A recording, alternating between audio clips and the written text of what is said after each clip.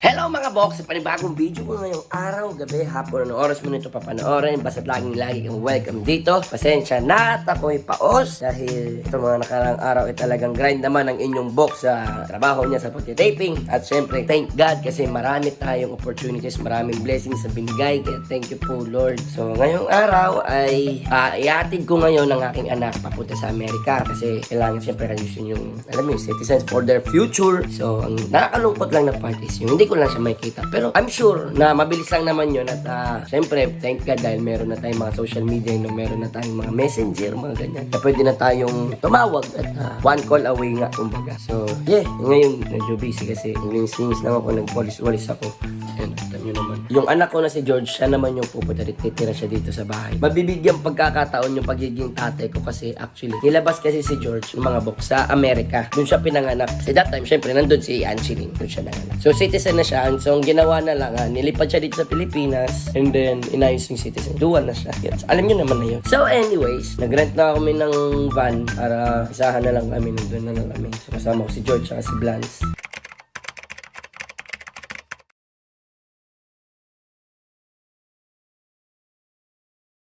Sugat yung tang mo. You're so beautiful. You look like Papa. Sugat. Ip natin. Wala na. Gone na? Gone. Can you say I love you, Papa? Oh, the plant is hurt. Oh, the plant is hurt? Okay, close the gate. The plant is hurt. The plant is hurt. Go, push it, push. Okay, never mind. Kami na. Di niya pa siguro alam na punta siya ng Amerika. Do you know you go to America? It's Tita. It's Tita Paper. It's Tita Babylin. Papa, we're gonna miss you. It's Tita Paper calling me. No, I'm calling you. The friend's calling me. Friends? Oh, look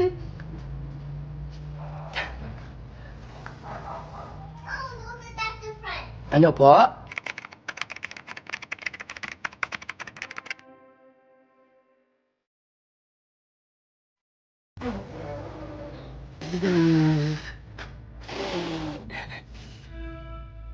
Ano ba yan?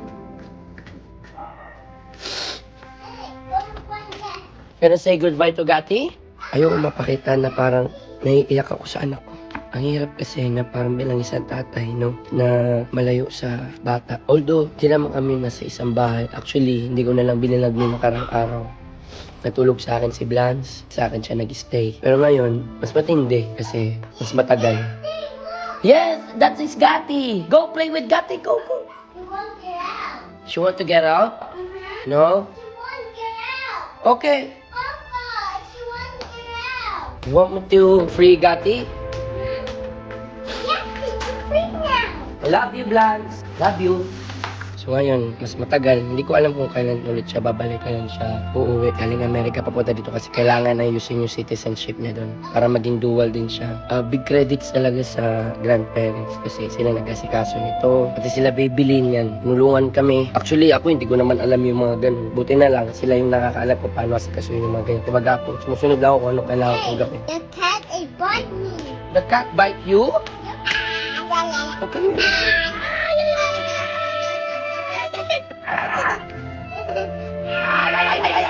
May miss ko yung amoy niya, yung kadaldalan nitong bata na to. Alam niyo mga bu, sobrang pasalamat ko sa Diyos na binigay niya sa akin yung ganitong responsibilidad. At talagang grinab ko, kaya yung dalawang isip. Kaya thank you.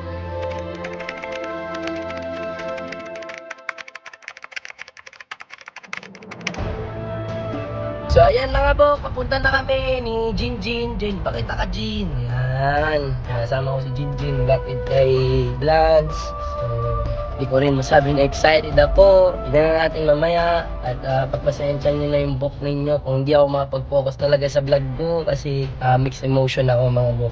Kung naitatanong ninyo kung anong nararamdaman ko, mixed emotion. Siyempre, kailangan natin na tignan yung future nila. No? Kailangan natin isipin yung magiging future nila. Hindi yung sa ngayon lang, hindi para bukas, hindi para sa next year o next week. Kailangan yung future na pinag-uusapan. Siyempre, hindi naman normal din na magpalaki ng bata. Of course, so, kailangan natin tignan yung para sa kabubuti nila. Marami naman tao, katulad ng grandparents nila na magabay. So, laking pasalamat ko doon. So, ikaw, Jin, anong mararamdaman mo, Jin? Alis na si Blance. Ito na siya, Amerika. Baka mauna ka pa umiyak sa akin, Lola. Nakabihis ka ba? Bakit di ka nakabihis? Isasama kita doon, ilalagay kita sa maleta nila. Para masamahan mo si Blance, para may kalaro doon. Sumagot. Mixed emotion din nata to. Tara na mga bo. Let's go.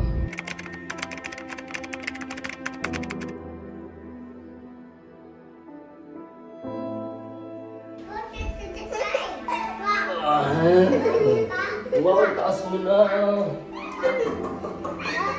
Gonna wipe you. It's a frog. What is that? It's a frog. Green frog.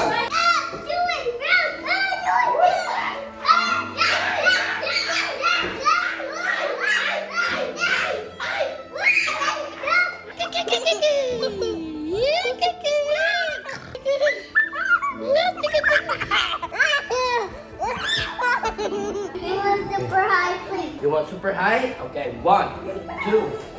Ooh, one more. 1. 2, 3, go! Wow. Higher! I want more, please. More.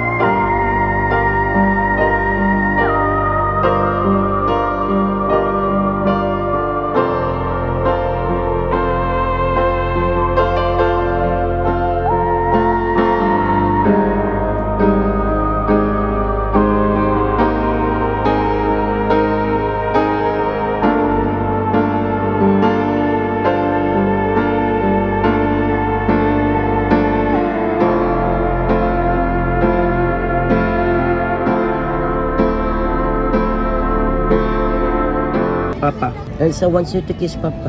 I want Elsa there. You want Elsa there? She can't go here because she is singing. Look.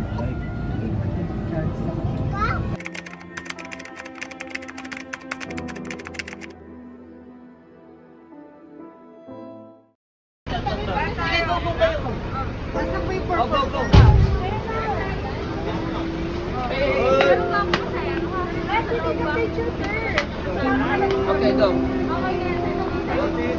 Okay, 1. Look, George, look. Tingali ka dito, Jinjin. Come here, Jinjin. Okay. Wow, you're gonna fly. Okay. You want to see our airplane? Big airplane? Oh, careful. Sir, ingat po. Ingat po. Bye-bye, plants. Bye-bye. Love you. Bye.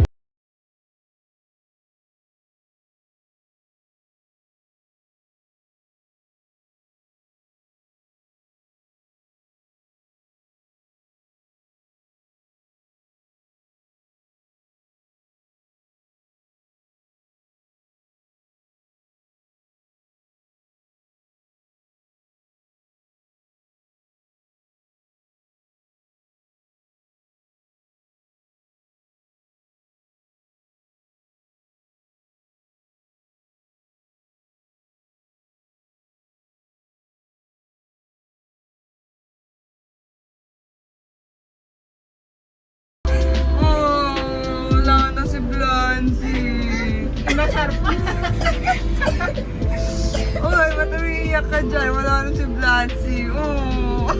Parang tanga. Ito nga. Loko ng baby girl. Okay lang yan, Buboy. Magkikita naman kayo ulit. Boy, okay lang yan. Magkikita naman kayo ni Blan sa video call niya na. Oo. Papa, I want donut. I want green donut. Oh, crying si Papa. Tama na. Crying si Papa Blanso. Sabihin ni Blan, Papa's crying? Oh, malamang sa malamang umiiyak na si Blans doon. Hindi nga ako mapagsabing babay. Iiyak yun pa nagbabay ako. Let it go! Let it go! May pa-frozen pa kayo kanina. Ngayon, umiiyak ka na dyan. Ikaw, George, you miss Ate Blans? What are you doing to me? Oh, no more Blancy. Papa, want green donut? Ano, no? Sprinkles. Sprinkles paborito nun? Sprinkles daw. Naman. It's a moon. George, si Ate Blans wala na. Going to America. Sabi niya, hindi ko pa alam sinasabi mo. Wala pa akong alam sa sinasabi mo. Wala pa idea. Eh, ikaw mo, boy. Mayroon na, matanda na ako. Walang baby. Aray ko.